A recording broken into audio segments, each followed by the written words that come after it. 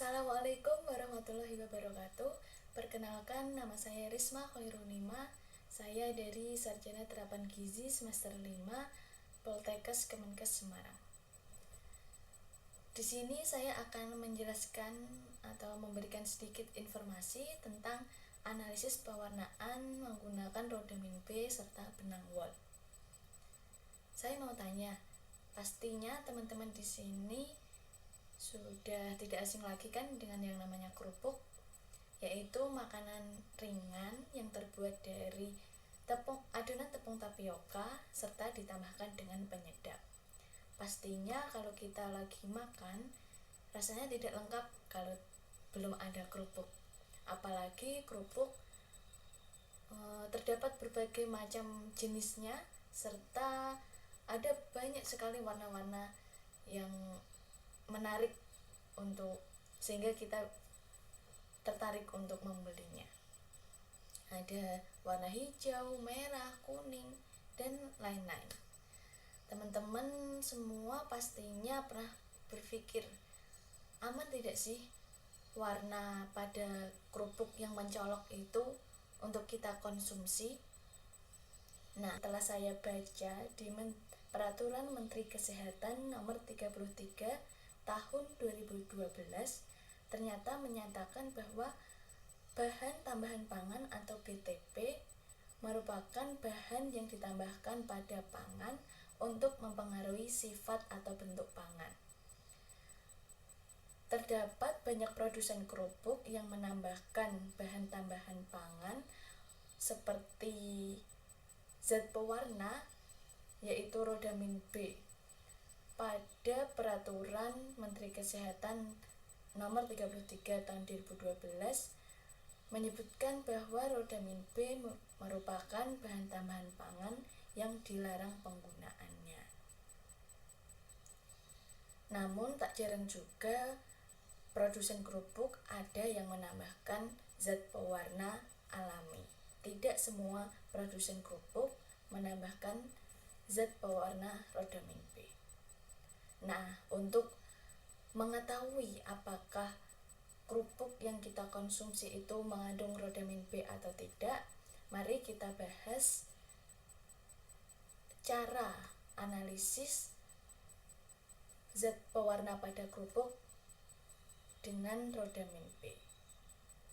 Analisis zat pewarna rodamin B pada makanan, khususnya pada kerupuk ini, digunakan metode kualitatif dan kuantitatif. Kuantitatif sendiri dengan kromatografi lapis tipis dan spektrofotometri. Sampel yang digunakan yaitu kerupuk yang dikumpulkan dari produsen kerupuk merah di Paladang, Nagari Koto Tangah Batu, Hampar, Akabiluru, Kabupaten Payakumbuh, Sumatera Barat, Indonesia. Untuk analisis zat pewarna rodamin B ini harus dipersiapkan yaitu alat seperti spektrofotometri, hot plate, camber, neraca analitik, Erlenmeyer, gelas beker, gelas ukur, corong pisah, pipet tetes, pipet volumetri, batang pengaduk, dan bahan yang digunakan dalam penelitian ini yaitu amonia 2%, amonia 10%, etanol 70%, N-butanol, etil asetat, asam asetat, benang wol, aquades, rodamin B, dan kerupuk merah. Berikut adalah cara kerja untuk persiapan sampelnya. Pertama, sampel kerupuk merah diperkecil menjadi 10 gram, lalu memasukkan ke dalam Erlenmeyer. Kemudian direndam selama 24 jam dalam 20 ml larutan amonia 2% yang sudah dilarutkan dalam etanol 70%. Diamkan selama 24 jam hingga kerupuk itu melunak. Lalu filtrat disaring menggunakan kertas saring nomor 1. Kemudian larutan dipindahkan ke dalam gelas beker lalu dipanaskan di hot plate. Residu dari penguapan tersebut dilarutkan dalam 10 ml larutan asam yang dibuat dengan mencampurkan 5 ml air dan 5 ml asam asetat 10%. Benang wol dipotong dengan panjang 15 cm, lalu dimasukkan ke dalam larutan asam asetat. Setelah itu dididihkan hingga 10 menit. Lalu pewarna akan berpindah ke benang wol, kemudian benang diangkat, lalu benang wol dicuci dengan air. Kemudian benang dimasukkan ke dalam larutan basah, yaitu 10 ml larutan amonia 10%. Amonia ini sudah dilarutkan dalam 70% etanol dan direbus. Benang akan melepaskan warnanya, sehingga warna akan memasuki larutan basah. Lalu larutan basah yang diperoleh kemudian digunakan sebagai sampel dalam analisis kromatografi lapis tipis atau KLT. Untuk cara kerja yang kedua yaitu identifikasi dengan KLT atau kromatografi lapis tipis. Yang pertama, chamber dijenuhkan dengan L1N-butanol, etil asetat 10% serta amonia dengan perbandingan 10 L1N-butanol, 4 etil asetat 10% serta 5 amonia. Sampel dan pembanding ditotolkan pada garis penotolan plat yang berjarak 2 cm dari plat KLT. Penotolan ini menggunakan pipet kapiler yang telah dibilas dengan Aquades.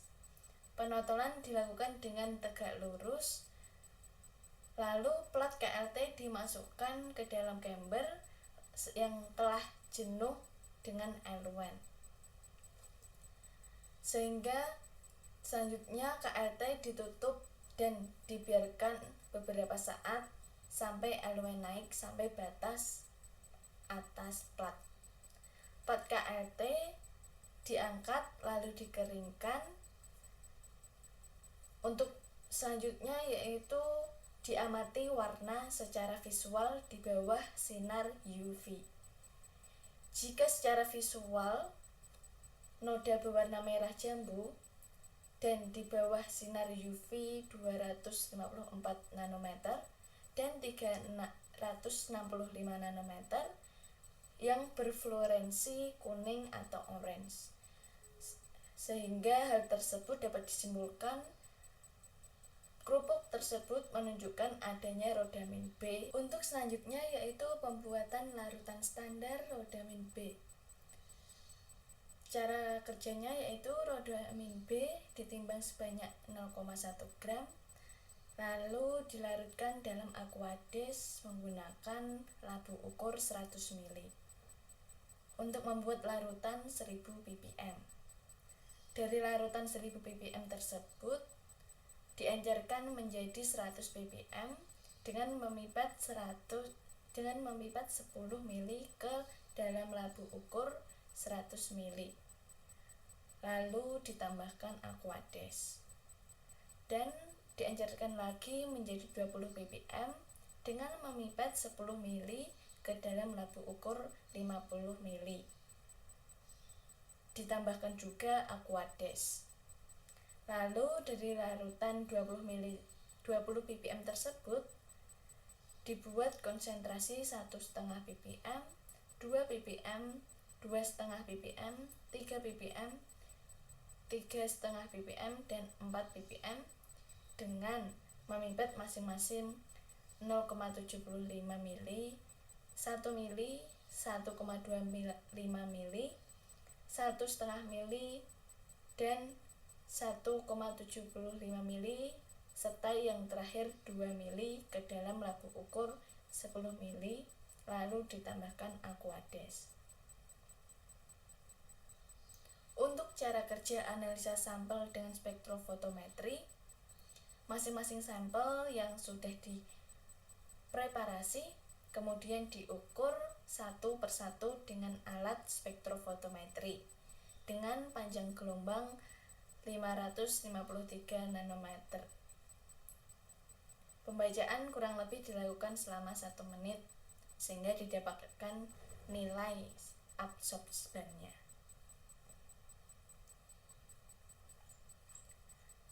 Untuk hasilnya terdapat warna node sampel setelah disinari sinar UV pada panjang gelombang 254 nanometer dan 365 nanometer. Didapatkan hasil berdasarkan penelitian ini yaitu kerupuk merah di Payakumbuh menggunakan pengujian kromatografi lapis tipis dan hasil uji spektrofotometri hasilnya negatif. Artinya tidak ditemukan rodamin B pada kerupuk merah tersebut. Sehingga kerupuk merah tersebut aman untuk dikonsumsi karena tidak mengandung rodamin B. Namun, perlu waspada dan berhati-hati akan adanya turunan warna dari campuran zat warna tersebut. Nah, untuk teman-teman semua pecinta kerupuk dan penikmat kerupuk agar lebih berhati-hati membeli kerupuk untuk dikonsumsi. Dan juga pemerintah dapat lebih intensif lagi yaitu Dinas Kesehatan agar memperketat pengawasan dan pemeriksaan pada kerupuk sehingga tidak ada penggunaan zat pewarna rodamin B ini yang tidak diizinkan.